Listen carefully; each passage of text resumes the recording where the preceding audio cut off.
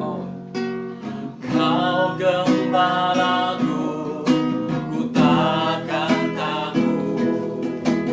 Kau menuntunku untuk kemuliaan-Mu. Walaupun ku berjalan di lembah gelap, ku takkan takut. Sebab Kau sertaku.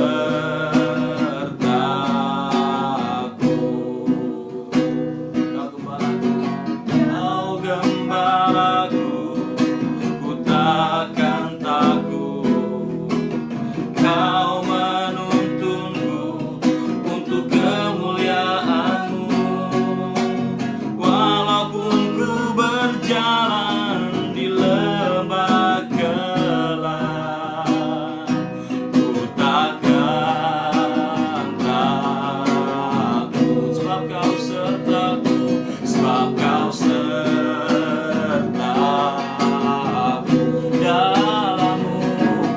Dalam-Mu damaiku dapat, dalam-Mu sukacitaku,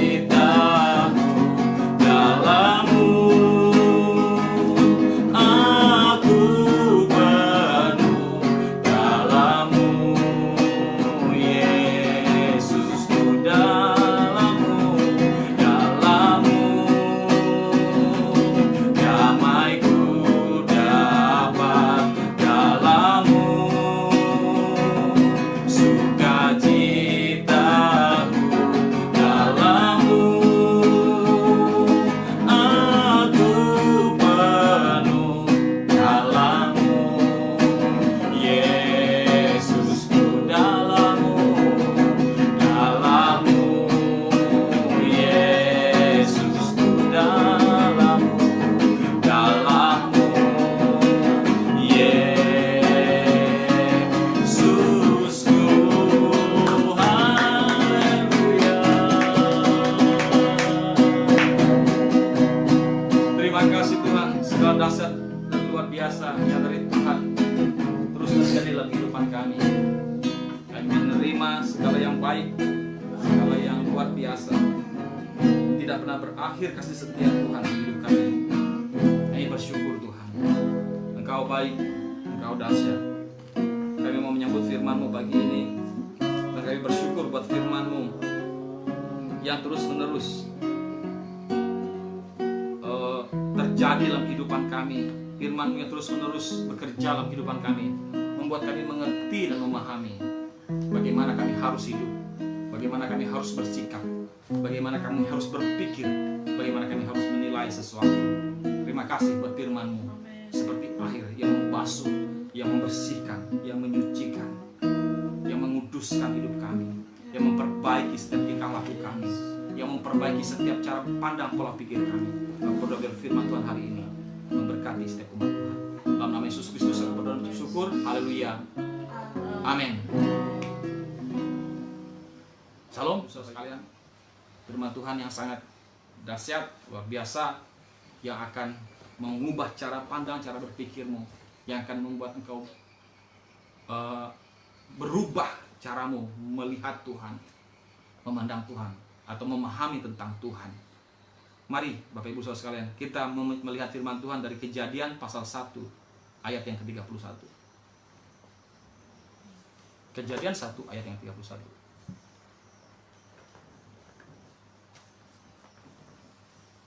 Oke, kalau saudara sudah dapat, katakan amin.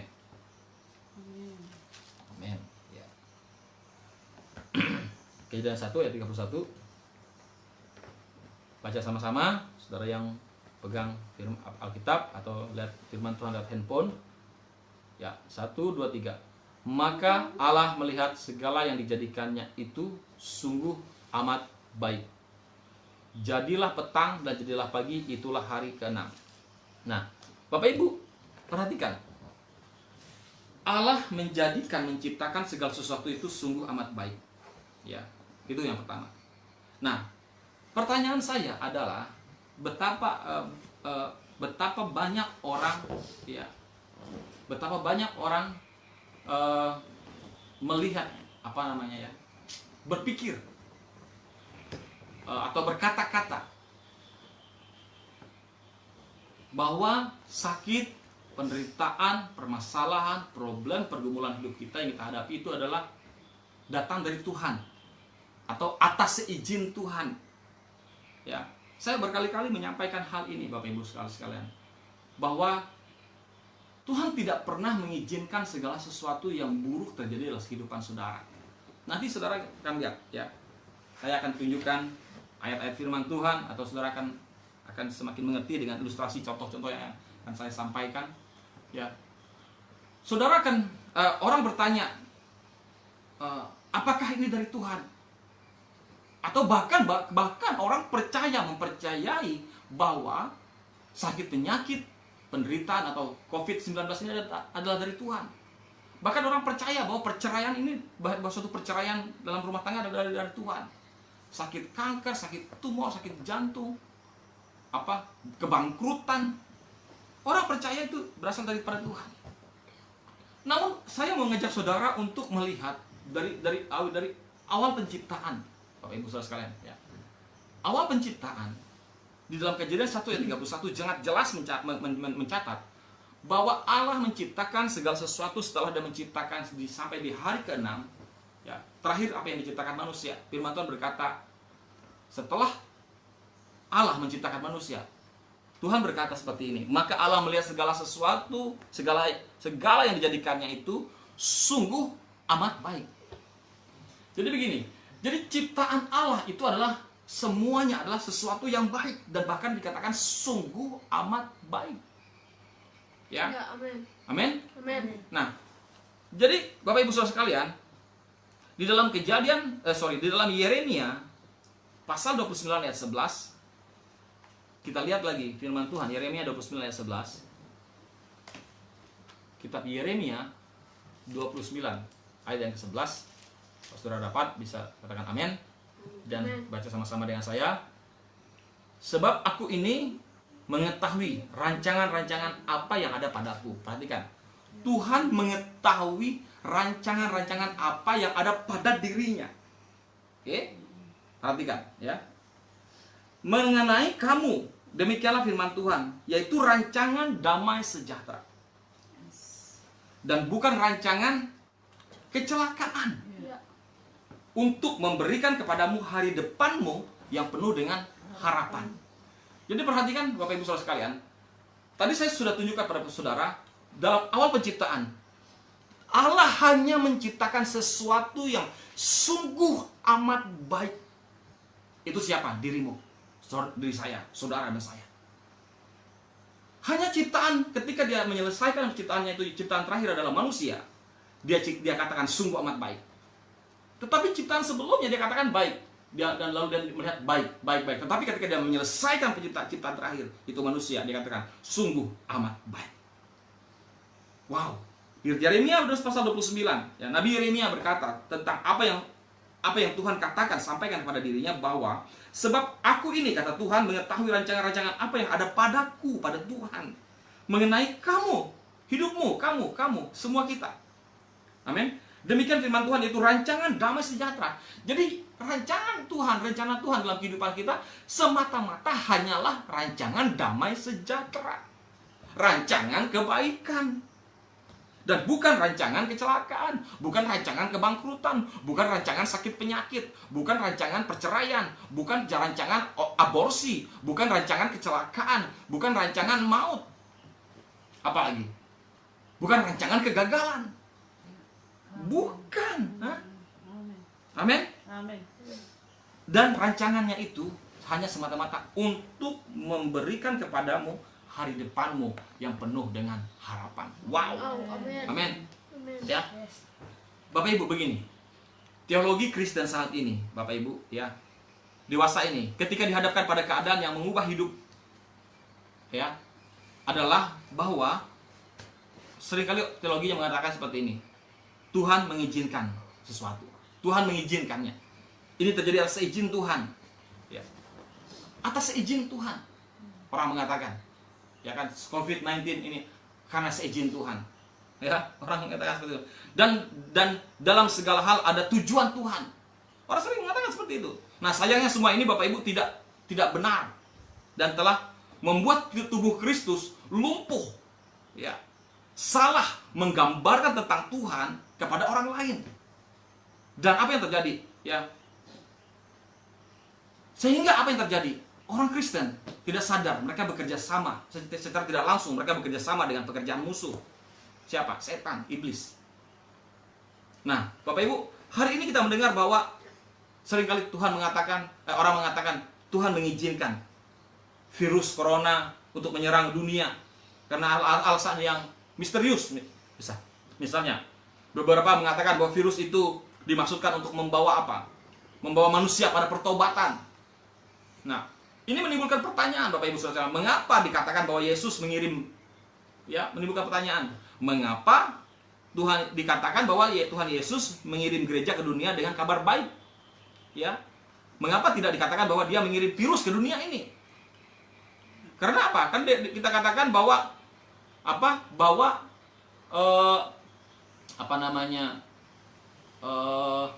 Tuhan mengirim gerejanya untuk memberitakan kabar baik pertobatan. Tetapi tadi kita katakan bahwa virus ini mau supaya orang bertobat. Kan aneh. Kenapa nggak kirim aja sakit penyakit terus-menerus supaya orang bertobat?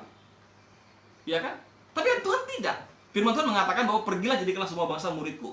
Ya, sampaikan berita tentang pertobatan kepada bangsa-bangsa. Tuhan itu, kenapa Tuhan membuat orang bertobat? Bukan karena sakit penyakit, tetapi karena gerejanya yang membuat orang bertobat. Ya, membuat orang mengenal Tuhan. Nah, mari kita lihat kata izinkan, ya.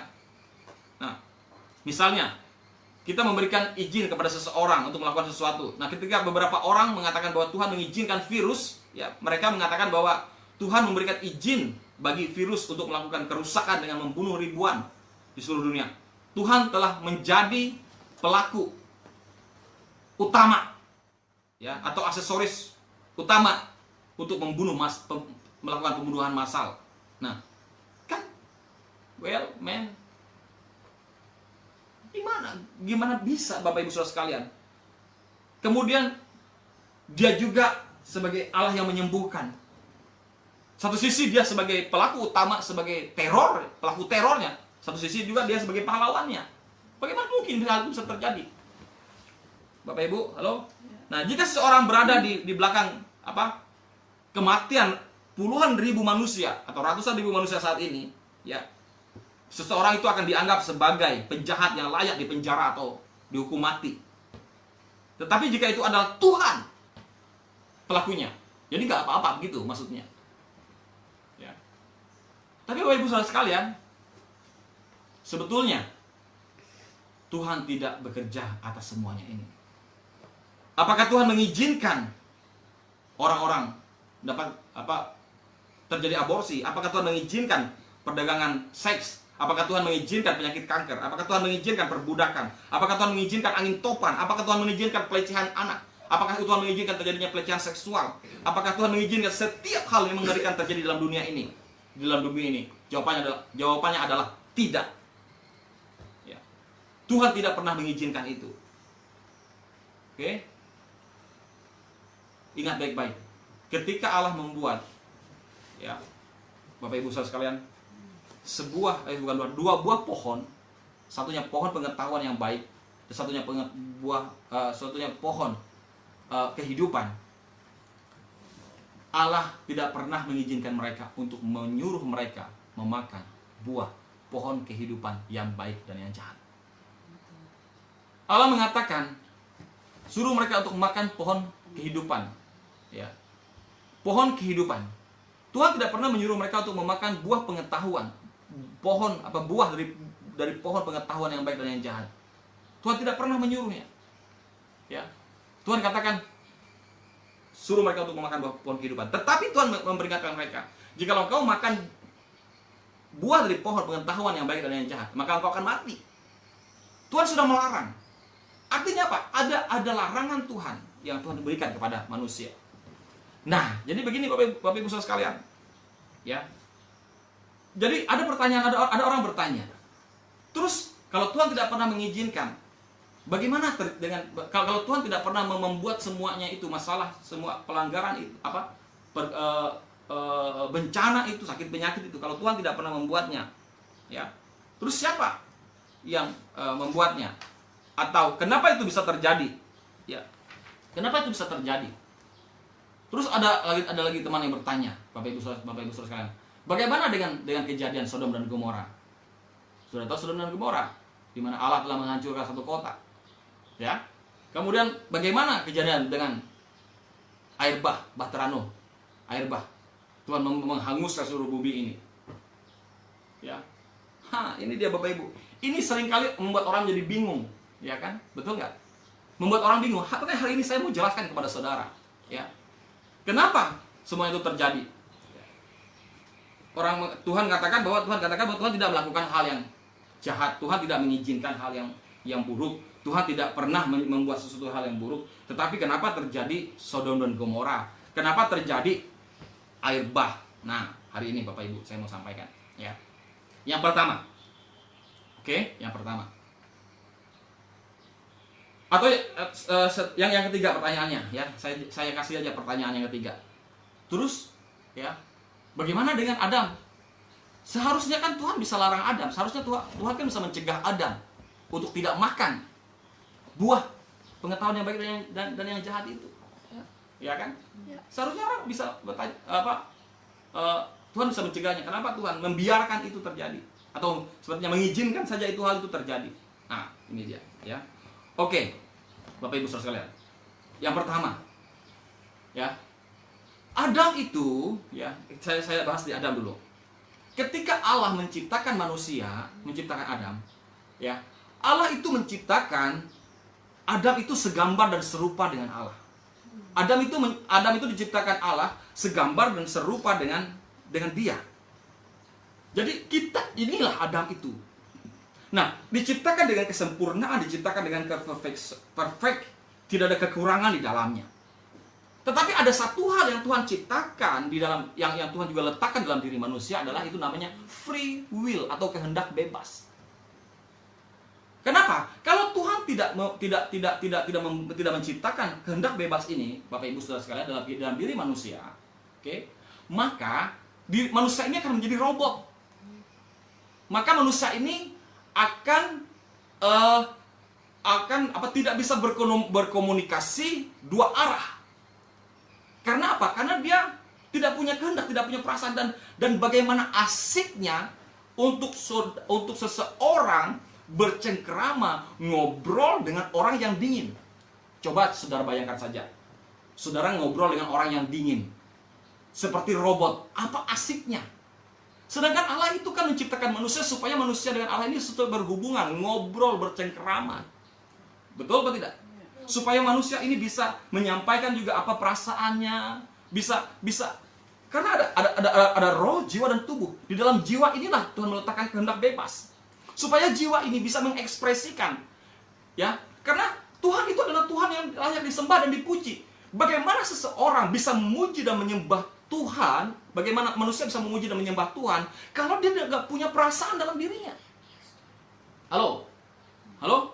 Betul atau tidak? Bagaimana engkau, manusia ini, bisa memuji menyembah Tuhan kalau dia tidak mempunyai perasaan dalam dirinya yang dia bisa luapkan emosinya kepada Allah? Nah, disitulah free will itu.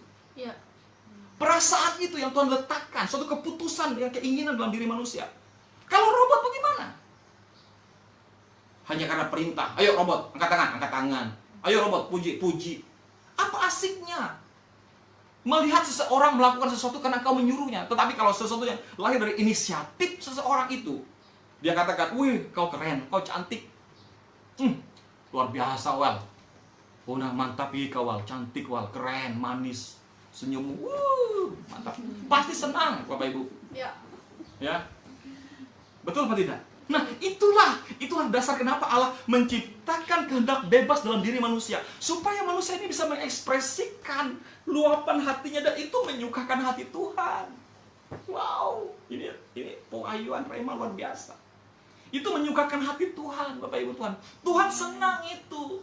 Nah, tetapi karena di dalam free will ini ada di dalamnya adalah satu kehendak, keinginan, Bapak Ibu Saudara sekalian, Halo? Ya semoga saya bisa selesai nih dalam waktu sekali ini untuk menjelaskan kepada saudara. Ada satu keinginan, Bapak Ibu Saudara sekalian ya. Nah, kehendak keinginan yang satu inilah yang membuat dia memutuskan untuk memakan buah pengetahuan yang baik dan yang jahat, sehingga akibatnya manusia jatuh ke dalam dosa. Manusia mengambil satu keputusan untuk makan buah dari pohon pengetahuan yang baik dan yang jahat, sehingga akhirnya membuat apa? Manusia ini jatuh dalam dosa. Oke? Kemudian firman Tuhan berkata dalam Roma, ya, Roma pasal yang ketiga. Kita buka Roma pasal 3.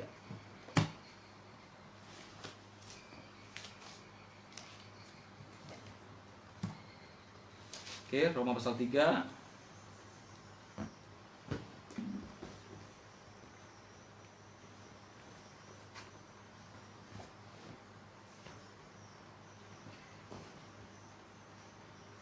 Oke. Ayat yang ke-9. Jadi bagaimana, adakah kita mempunyai kelebihan? Nah, dulu ya.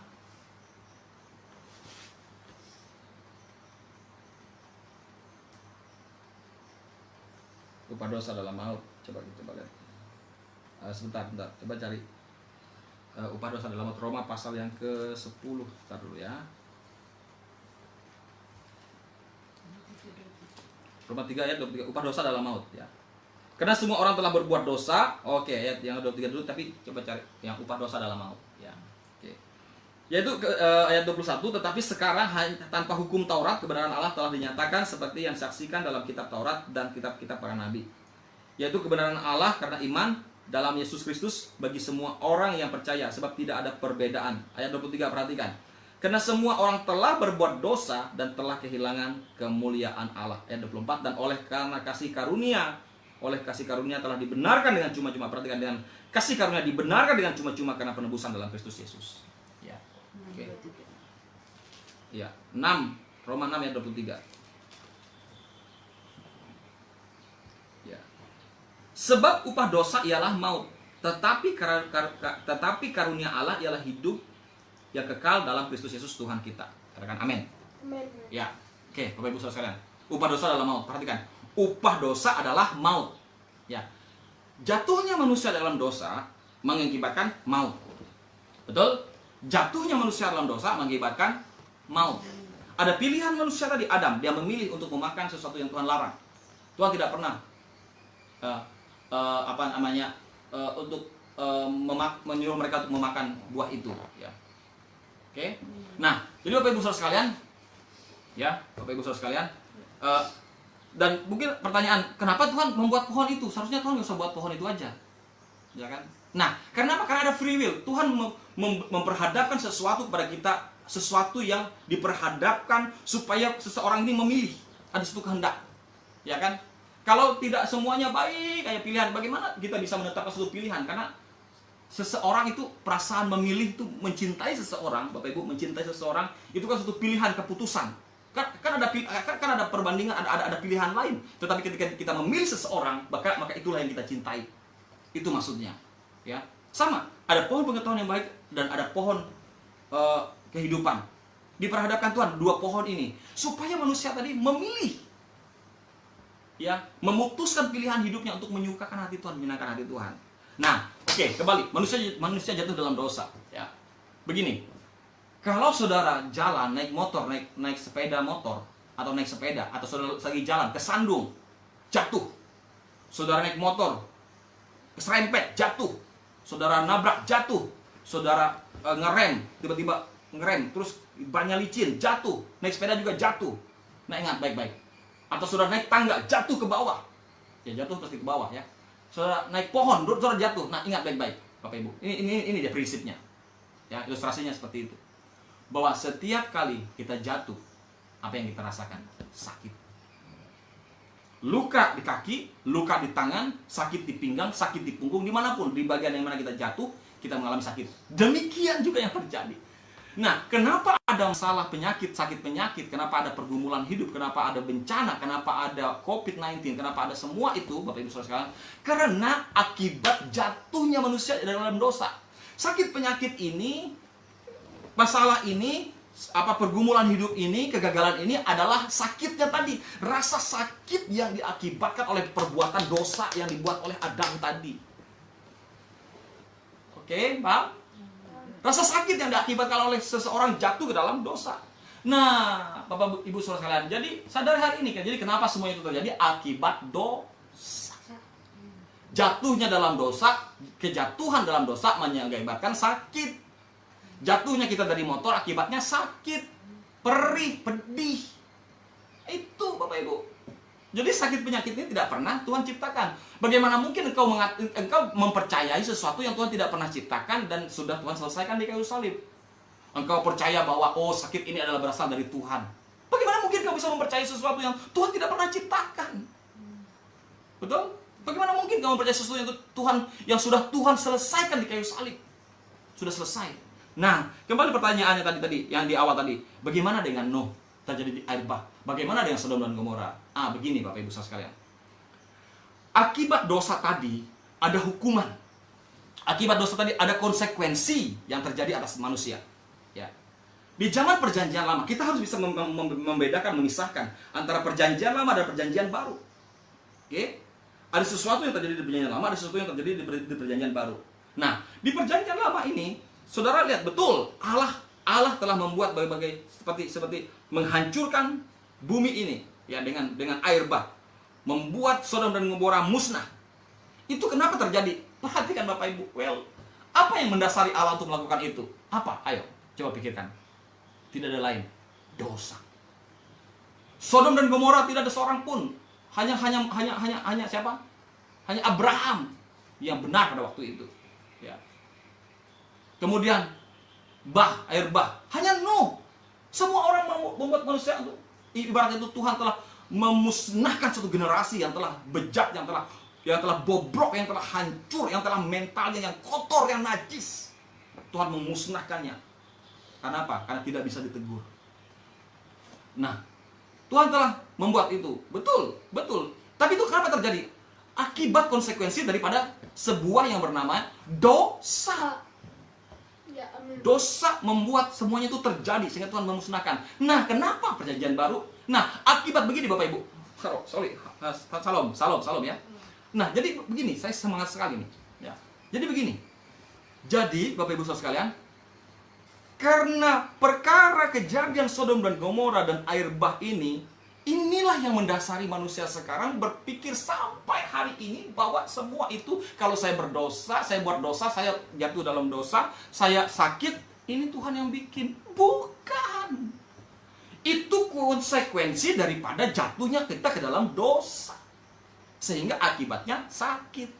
Nah, jadi Bapak Ibu Saudara sekalian, ya. Jadi begini. Karena Allah melihat semua desain itu, bahwa tidak mungkin manusia bisa menyelesaikan semua akibat dosa yang dia buat. Tidak mungkin manusia bisa menyelesaikan semua akibat dosa yang dia buat itu dengan usaha kekuatannya sendiri. Nggak mungkin. Jadi Bapak Ibu Saudara sekalian, kalau manusia berusaha untuk berjuang dengan usahanya sendiri, maka apa yang terjadi? Maka kematian yang terjadi akan bergelimpangan, kematian satu persatu terjadi pada manusia. Sama seperti kejadian bangsa Israel. Berusaha dengan kekuatan mereka sendiri, mereka mati di padang gurun, jutaan manusia mereka mati. Ya.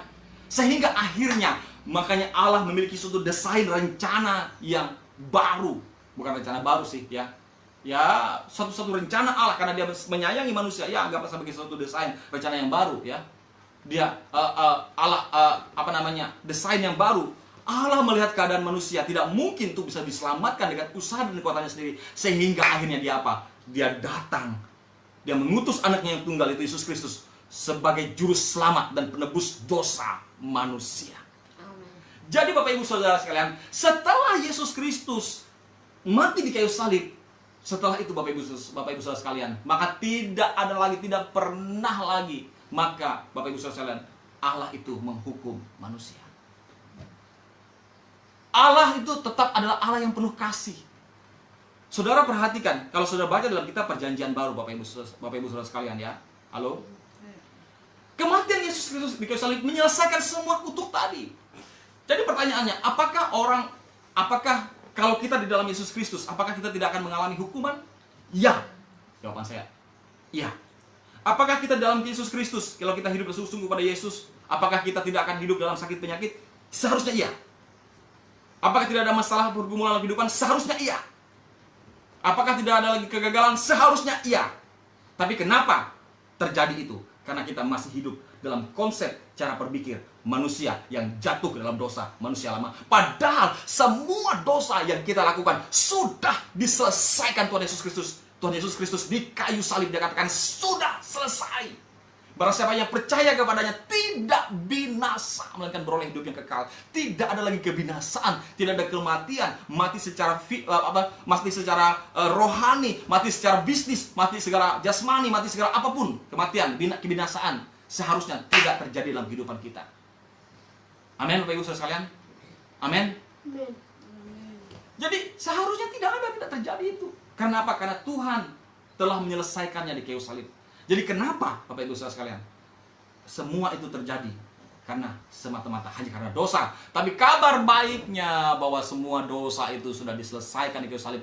Jadi bagi orang yang di dalam Yesus Kristus, bagi orang yang percaya kepada Yesus Kristus sungguh-sungguh, bagi orang yang sudah lahir baru dilahirkan kembali, maka kuasa dosa lagi. Kuasa dosa itu sakit akibat dosa seharusnya tidak berkuasa atas kehidupanmu. Jadi hari ini sadarilah bahwa engkau sudah ditebus, engkau sudah diampuni, engkau sudah diselesaikan dosamu, sudah ditanggung di kayu salib. Hiduplah sebagai pikiran, konsep, kesadaran akan manusia yang sudah dibenarkan. Ya, amin. Pertanyaannya, bagaimana dengan orang yang di luar Kristus? Ya, itu berlaku masih hidup untuk hidup mereka. Hukuman akibat dosa itu tetap masih berlaku bagi orang yang di luar Yesus Kristus. Karena hanya Yesus Kristuslah jalan satu-satunya. Only Jesus, He is the way, the only one, hanya satu-satunya jalan untuk menyelesaikan akibat daripada dosa itu. Tidak ada lain. Hanya Yesuslah satu-satunya bagi kita untuk menyelesaikan akibat daripada dosa itu. Tidak ada yang lain, Bapak Ibu. Makanya dia katakan, akulah jalan dan kebenaran dan hidup.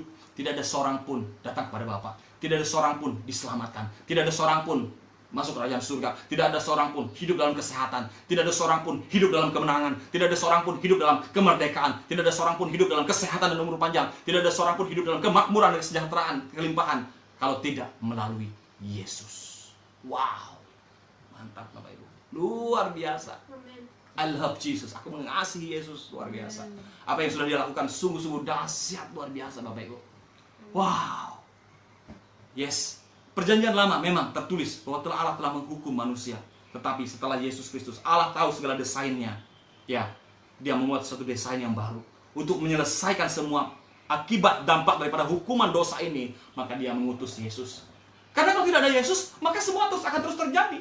Akan ada hukuman terus, kematian terus, mati terus, hukuman, kematian, bencana, masalah, problem, semuanya. Semua. Itu yang terjadi kalau tidak ada Yesus. Makanya Allah memiliki suatu desain baru, Yesus. Bapak Ibu, halo? Seandainya iblis tahu bahwa Yesus itu nantinya akan bangkit dari kematian, dia tidak akan mau membunuh Yesus. Dia tidak akan ada di situ. Jadi Bapak Ibu saudara sekalian, semua masalah dalam kehidupan kita mata-mata hanyalah memang itu adalah akibat dosa yang pertama. Yang kedua adalah ada desain iblis. Iblis mendomplengi, menunggangi, ya. Iblis menunggangi nafsu manusia, keinginan manusia yang lahir, membuahkan tadi dikatakan keinginan manusia di dalam Yakobus, ya. Yakobus mengatakan bahwa manusia, pencobaan itu datang akibat keinginan manusia. Nah, iblis mendomplengi keinginan manusia itu, sehingga apa yang terjadi? Muncullah suatu malapetaka, bencana, masalah, pergumulan hidup dalam kehidupan kita. Ya, Tuhan menghormati kehendak bebas yang ada dalam diri kita. Tuhan Yesus memakai gerejanya Bapak Ibu saat ini untuk membuat orang-orang bertobat, bukan memakai virus corona untuk membuat orang bertobat, tapi Tuhan Yesus memakai gerejanya. Nah, di dalam Roma 8 ayat 28, Tuhan berkata, ya, Roma 8 ayat 28. Mari kita baca. Ini orang juga salah kaprah dengan ayat ini. Yuk baca sama-sama. Kita tahu sekarang bahwa Tuhan atau Allah turut bekerja dalam segala sesuatu untuk mendatangkan kebaikan bagi mereka yang mengasihi Dia, yaitu bagi mereka yang terpanggil sesuai dengan rencana Allah. Allah turut bekerja untuk bekerja dalam segala sesuatu. Begini, orang juga salah kaprah. Allah turut bekerja dalam segala sesuatu itu maksudnya ada segala sesuatu itu begini. Orang berpikir begini, ya. Jadi ada sesuatu yang terjadi dalam kehidupan saya, saudara. Jadi Tuhan bekerja yang menjadi desain untuk mengerjakan sesuatu ini, sesuatu yang buruk ini, sesuatu yang jelek ini, sesuatu yang tidak baik ini. Tuhan yang mendesain soal seperti itu. Padahal maksudnya firman Tuhan ini, Allah turut bekerja dalam segala sesuatu itu adalah segala sesuatu itu sudah terjadi dulu dalam kehidupanmu, akibat dosamu, akibat dosa kita, akibat dosa manusia, akibat pelanggaran manusia. Nah, akibat dosa ini sudah terjadi dalam kehidupan kita, bukan desain Allah, tapi adalah kehendak-kehendak keinginan kita. Nah, karena sudah terjadi dalam kehidupan kita, maka Allah turut bekerja dalam hal ini untuk mengeluarkan kita dari keadaan kesulitan ini. Nah, itu maksudnya, paham ya? Mengerti? Mengerti ya? Ya, paham. Itu maksudnya, bukan Allah turut bekerja bersama-sama untuk mengajarkan itu, bukan. Itu sudah terjadi dulu dalam kehidupan saudara, lalu dari situasi itu Tuhan menolong saudara. Misalnya, saudara, ya, misalnya saudara dilempar pakai buah lemon, ya kan? Buah lemon dilempar pada saudara, wah, bang, ya kan? Sakit. Nah, dalam kehidupan saudara ya, sakit, wah, dilempar, malam sakit. Nah, dari situasi ini, dari dilempar buah lemon ini, ya, ambil buah lemonnya. Buah lemon yang tadi ini yang menyebabkan sakit penyakit dalam kehidupan kita, menyebabkan kita sakit, dilempar oleh buah lemon, bisa diambil buah lemonnya, bisa kita bikin jus. Penyebab sakit ini, ya, karena kan ada yang lagi ini lemon kan, lagi jual buah lemon kan. Nah, jadi buah lemon ini bisa kita ambil, kita bikin jus, Bapak Ibu, betul? Ya kan? Nasi sudah menjadi bubur, ya nggak apa-apa, nggak bisa diubah lagi menjadi nasi. Tapi bubur ini bisa diubah menjadi bubur ayam yang enak.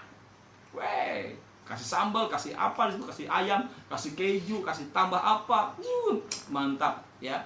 Sayang hari ini nggak ada bubur ayam. Kalau ada bubur ayam, saya makan bubur ayam pagi ini. Ya, Bapak Ibu, Ken mau makan bubur ayam katanya dari kemarin-kemarin, nggak ada yang jual bubur ayam. Nah, jadi Bapak Ibu saudara, itu Tuhan bisa mengubah nasi menjadi bubur, ya kan? Misalnya kepalamu salah gunting, ini bisa dibikin, tukang cukur bisa membuatnya menjadi suatu desain yang mantap. Wah, bisa dibuat sesuatu begitu. Maksudnya Allah turut bekerja. Sesuatu yang buruk Tuhan bukan memakai itu, maksudnya Tuhan menolong saudara dengan situasi keadaan itu untuk mengubah keadaan yang buruk itu menjadi situasi yang baik, menyukakan hatimu, menyenangkan hati saudara. Amin. Itu maksudnya Allah turut bekerja dalam segala sesuatu untuk mendatangkan kebaikan bagi orang yang mengasihi Dia. Tuhan bisa mengubah hal yang buruk dalam kehidupanmu untuk mendatangkan kebaikan. Ada kebebasan, ya.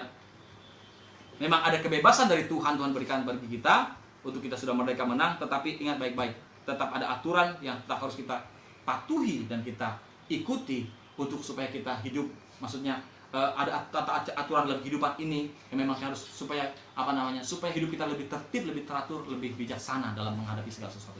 Tuhan Yesus memberkati. Salam. Amin. Mungkin besok pagi saya akan lanjutkan lagi atau bagaimana saya bisa sampaikan lagi firman yang luar biasa. Amin. Yuk mari kita berdoa. Terima kasih Tuhan. Bapak, kami berdoa saat ini. Terima kasih untuk kasih setiamu, anugerahmu. Kami berdoa, berilah kemampuan kepada aparat kepolisian dalam mengantisipasi tindakan kriminal agar kejahatan yang dalam 2 bulan ini sedang mengalami kenaikan secara kuantitas maupun secara kualitas, seperti penjambretan, perampokan, pencurian kendaraan bermotor, pembongkaran minimarket dan semuanya itu. Biar para polisi memiliki hikmat untuk mengatasi semuanya ini sehingga bisa memberikan rasa aman kepada masyarakat. Aku berdoa, aku mematakan setiap kejahatan, segala hal-hal yang buruk ini aku hancur dalam nama Yesus Kristus. Bapak, kami bersyukur untuk kasih setiamu. Dan aku juga berdoa Tuhan, kami berdoa kepada seluruh jajaran aparat negara dan elemen masyarakat agar dapat bekerja sama dalam upaya penurunan kasus COVID-19 ini di Indonesia ini. Mulai bulan Mei, Juni, dan Juli ini, sebagaimana target pemerintah. Tuhan, kami berdoa oleh anugerah Tuhan, bangsa dan negara kami Indonesia berhasil akan mewujudkannya. Oleh anugerah Tuhan, dan kami bersyukur Tuhan untuk semuanya. Tuhan, Kau bekerja Tuhan, Kau menolong setiap keadaan kami dalam saat ini. Kami percaya Tuhan, kami bersyukur untuk kebaikan-Mu. Kami mengucap syukur kepadamu ya Bapak Tuhan, untuk pasien-pasien yang sudah sembuh, yang bertambah lagi, jadi 120 orang lagi yang bertambah. Kami percaya Tuhan ini adalah karena kasih karunia Tuhan atas Indonesia. Kami percaya ada lawatan Tuhan yang terjadi atas bangsa Indonesia. Tuhan turut bekerja. Tuhan dengan situasi keadaan ini, Tuhan akan mendatangkan, Tuhan membuat segala sesuatunya menjadi sangat indah, seperti sebuah awan yang mendung. Di balik awan mendung itu ada matahari yang bersinar terang. Demikian juga mungkin seperti hari ini, seperti awan yang mendung yang terjadi pada Indonesia, pada bumi ini. Tetapi ada sinar matahari yang terang di balik awan yang gelap itu, Tuhan. Kami bersyukur, Tuhan. Kami sabar, kami akan bersyukur terus untuk situasi ini. Kami percaya ini adalah kasih karunia Tuhan atas Indonesia, bukan karena kuat dan gagah manusia. Dan kami bersyukur, berterima kasih Tuhan. Terima kasih. Kami berdoa Tuhan, pasien-pasien yang sedang dirawat di rumah sakit yang menjadi PDP atau pasien positif, jamahan Tuhan terjadi atas kehidupan mereka. Mereka mengenal Engkau, Tuhan membawa kesembuhan dan mujizat sudah terjadi dalam kehidupan mereka. Tuhan tambahkan bilangan orang yang sehat, tambahkan bilangan orang yang percaya dan mengasihi Engkau. Dalam situasi ini ada orang-orang anak Tuhan yang memberitakan Injil firman Tuhan untuk membuat orang-orang mengenal Engkau dan bertobat. Ada orang-orang yang semakin banyak sembuh. Dan terima kasih untuk anugerah-Mu Tuhan. Terima kasih untuk cinta-Mu. Terima kasih untuk kasih setia Tuhan yang begitu besar bagi hidup kami. Dan kami bersyukur Tuhan untuk kasih setia-Mu pada pagi ini. Kami berterima kasih juga buat pemerintah Indonesia, buat pemerintah Kabupaten Katingan, Provinsi Kalimantan Tengah. Kami bersyukur Tuhan. Terima kasih untuk anugerah-Mu. Terima kasih buat cinta-Mu. Terima kasih buat penyertaan-Mu, perkenanan Tuhan atas Indonesia. Terima kasih Tuhan, bupati kami diberkati. Dan aku juga berdoa buat masyarakat di Dayan Tunggal ya Tuhan, yang saat ini, yang kemarin ada video beredar bagaimana mereka menolak untuk diisolasi.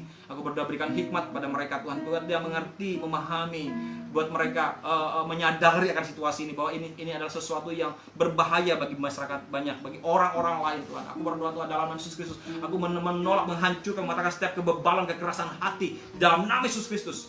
Bagi setiap masyarakat yang menolak akan diisolasi ini, aku berdoa dalam nama Yesus Kristus, berikan hikmat kepada para camat, kepada polisi, kepada para tentara atau orang-orang aparat yang berusaha untuk mengevakuasi atau mengisolasi orang-orang Tuhan. Biar masyarakat Kabupaten Katingan bisa sadar diri Tuhan, bisa memahami situasi ini, bisa menahan diri Tuhan dalam nama Yesus Kristus, dan bisa turut taat untuk kepada himbauan saran dari pemerintah Indonesia, pemerintah Kabupaten Katingan juga dalam nama Yesus Kristus. Saya berdoa berikan hikmat kepada bupati kami, wakil bupati, sekda dan seluruh jajaran segala gugus tugas COVID-19 di Kabupaten Katingan. Tuhan berikan hikmat, pengertian pada mereka, lindungi mereka, penyertaan Tuhan atas kehidupan kami, atas kehidupan mereka juga. Tidak ada yang sakit, semuanya sehat dan panjang umur. Saya bersyukur Tuhan. Berkati jemaat BPA Kasongan, BPA Indonesia, seluruh gembala-gembala sekalian. Kau menyertai kami, apapun yang dikerjakan Tuhan membuat berhasil. Perlindungan, penyertaan-Mu ada dalam kehidupan kami, dan kami semakin hari semakin mengerti bagaimana kasih Tuhan. Berkati Bapak Gembala kami Pak Agung, Budion, anak-anak mereka di Pak Chris Harpes. Berikan hikmat, kewahyuan, kapasitas yang bertambah, tuntunan demi tuntunan yang Tuhan berikan untuk mengajarkan hidup kami semakin hari semakin dahsyat dan luar biasa, mengerti dan memahami kehendak Allah. Terima kasih Tuhan, kami bersyukur buat pagi ini, buat firman-Mu yang luar biasa yang mengajarkan kami bagaimana kami hidup seharusnya. Kami bersyukur Tuhan. Tuhan, mari angkat tangan-Mu dan terimalah berkat Tuhan. Tuhan memberkati-Mu dan melindungi-Mu. Tuhan menyinari-Mu dengan wajah-Nya dan memberi-Mu kasih karunia serta damai sejahtera. Tidak ada seorang pun daripada-Mu yang sakit, Engkau sehat dan panjang umur. Tidak ada seorang pun daripada-Mu yang mengalami kegagalan, semuanya berhasil. Apapun yang Kau kerjakan buat semuanya berhasil. Sekarang kembalilah dengan aktivitasmu. Tuhan memberkati segala sesuatu yang kau kerjakan. Tuhan memberkati segala sesuatu apa yang kau lakukan pada hari ini, segala aktivitasmu. Dan kembalilah dengan selamat. Terimalah berkat yang berlimpah-limpah dari Bapa, kita kasih daripada Tuhan Yesus Kristus, serta persekutuan yang manis dari Roh Kudus yang menyertai hidupmu dari hari ini sampai selama-lamanya. Dan di dalam nama Tuhan Yesus Kristus, kita yang mengasihi Tuhan sama-sama kita berkata, Amin.